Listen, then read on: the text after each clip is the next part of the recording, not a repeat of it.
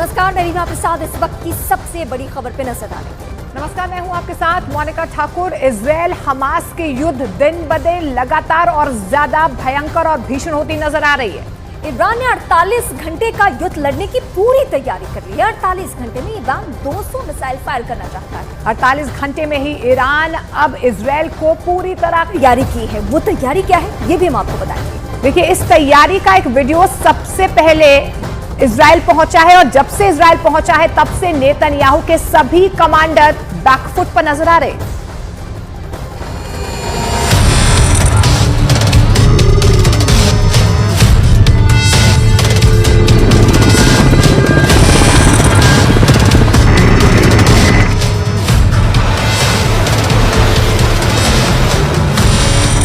Iran ने फैसला कर दिया है।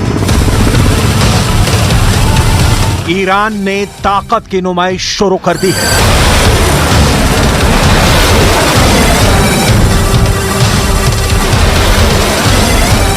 ईरान ने ऐसी फायर पावर दिखानी शुरू कर दी है जिसकी जद में जो आएगा वो आता है, क्योंकि गाजा से युद्ध निकलकर बाहर फैला तो खतरा तीसरे विश्व युद्ध का जताया जा रहा है, जिसकी आग में पूरी दुनिया जलेगी।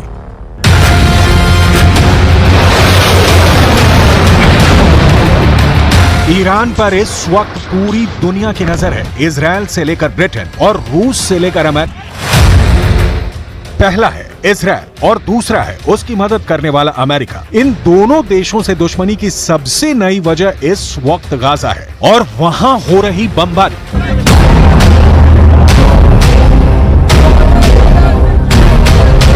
गाजा में इजराइल की बमबारी की वजह से 8,000 से ज्यादा लोग मारे जा चुके हैं। कब्रिस्तान नहीं बचे हैं। लोगों को एक साथ दफनाया जा रहा है। गाजा की हजारों इमारतें इजराइल के बम से तबाह हो चुकी हैं।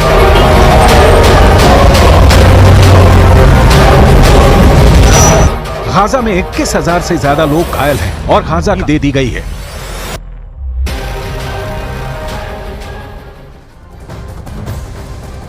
ईरान, तुर्की और सऊदी अरब इन दिनों इजराइल पर आग बबूला है। तुर्की ने कहा कि इजराइल गाजा पर बमबारी वाला पागलपन बंद करे, तो सऊदी अरब ने भी ये कह दिया कि इजराइल गाजा में घुसने की कोशिश ना करे। इसका अंजाम बहुत बुरा होगा।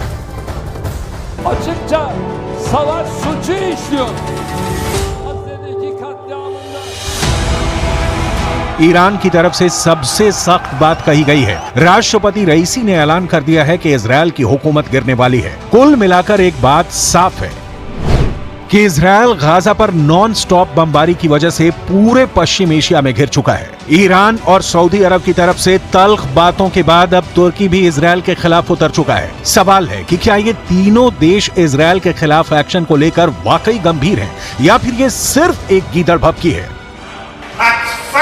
سیاست و راهبر و قدرت و نظامیگری همه قدرت‌هایی است که دست به دست هم دادند تا چند هزار کودک را بکشند. آمریکا، انگلیس، آلمان، فرانسه यानी इस्लामिक रेवोल्यूशनरी गार्ड्स कोर के कमांडो ने इस्फहान के पास अपनी पूरी ताकत दिखाई है। इतने हेलीकॉप्टर एक साथ लॉन्च करने का मतलब युद्ध ही होता है। इसमें ईरान के कोबरा हेलीकॉप्टर भी शामिल हुए। यानी मैसेज साफ है, ईरान बताना चाहता है कि अपनी तरफ बढ़ती सेनाओं के खिलाफ कमांडो ऑपरेशन शुरू करेगा। 200 हेलीकॉप्टर के साथ ईरान अपनी क्विक रिएक्शन फोर्स का प्रदर्शन कर रहा है, क्योंकि अब नए जमाने के युद्ध में तेजी से हुई कार्रवाई ही निर्णायक साबित होती है। एक बड़ी कमांडो टीम को कैसे दुश्मन के इलाके में उतारना है, ये भी दिखाया गया। अमेरिका में बने C-130 हरकुलिस विमान के जरिए कमांडोज को कैसे दुश्मन के इलाके में भेजना है, इसकी भी तैयारी दिखाई गई। लेकिन सबसे खतरनाक मैसेज ईरान की ड्रोन पावर है। यूक्रेन में शाहिद ड्रोन की कयामत वाली कार्रवाई के बाद अब ईरान कॉम्बैट ड्रोन में सुपर पावर बन चुका है। ड्रोन से मिसाइल कैसे फायर करनी है, मिसाइल यानी छोटी दूरी पर दुश्मन के टुकड़े पर कैसे सटीक हमला करके हाहाकार मचाना है, ईरान इसका भी एक्सपर्ट बन चुका है। ये सब हथियारों को इजराइल के बॉर्डर तक ले जाना ईरान के लिए आसान नहीं, लेकिन एक तरह से ये युद्धाभ्यास करके ईरान अपने दुश्मनों को बता रहा है कि अगर उसे अपनी जमीन पर युद्ध लड़ना पड़ा तो मुंहतोड़ जवाब मिलेगा।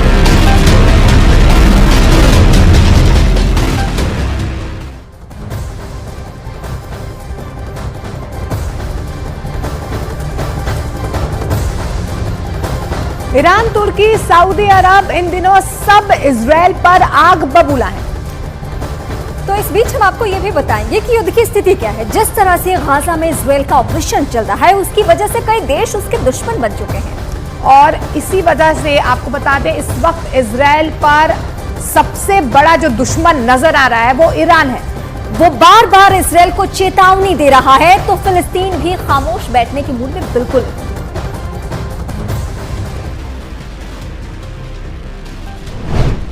वैसे ईरान नेतन्याहू ने कहा है कि 7 अक्टूबर को हुए हमास के हमले के पीछे ईरान है। इस बारे में वो पुख्ता तौर पर नहीं कह सकते। देखा जाए तो एक तरह से नेतन्याहू ने ईरान को क्लीन चिट दे दी है।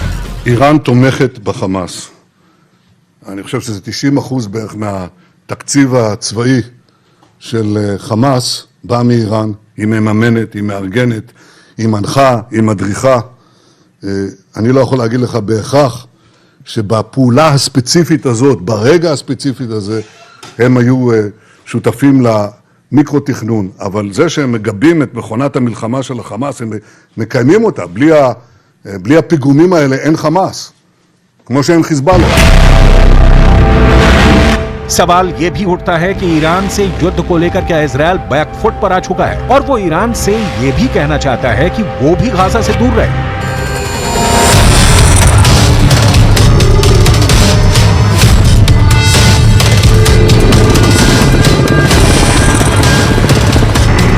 सेना ने रात के दौरान चलाए गए ऑपरेशन के दौरान गाजा में कार्रवाई की है। हालांकि उसे शुरुआती झटकों के बाद समझ में आ गया कि गाजा में टिक कर ऑपरेशन करना उसके लिए आसान नहीं होगा। ये गाजा की तरफ बढ़ती इजराइल के सैन्य काफिले का वीडियो है जो 7 अक्टूबर का बताया जा रहा है। तब हमास की एक एंटी टैंक मिसाइल ने इजराइल की पैंथर बख्तरबंद गाड़ी को टारगेट किया था। इस धमाके का क्या असर हुआ, इसकी रिपोर्ट नहीं मिली, लेकिन पैंथर बख्तरबंद गाड़ी में 12 से 14 सैनिक सवार किए जाते हैं। گاهی عملیات زمینی انجام میدن و الحمدلله شکست خورده برمیگردن. چرا؟ چون زمین میدان رهاورد مردان با ایمان است، نه مردان سوس عنصری که احرس الناس علی حیاتند. حریص‌ترین مردم به زنده بودن همین صهیونیست ها هستند. गाजा में बमबारी के बीच एक बड़ा हॉटस्पॉट इजराइल और लेबनान का बॉर्डर बनता हुआ नजर आया। लेकिन अब उत्तरी इजराइल की तरफ लेबनान बॉर्डर पर हिजबुल्लाह के हमलों में भी नई धार देखने को मिल रही है। अपने 40 से ज्यादा लड़ाकों को खोने के बाद हिजबुल्लाह ने इजराइल की पोस्ट पर एंटी टैंक मिसाइल से हमला तो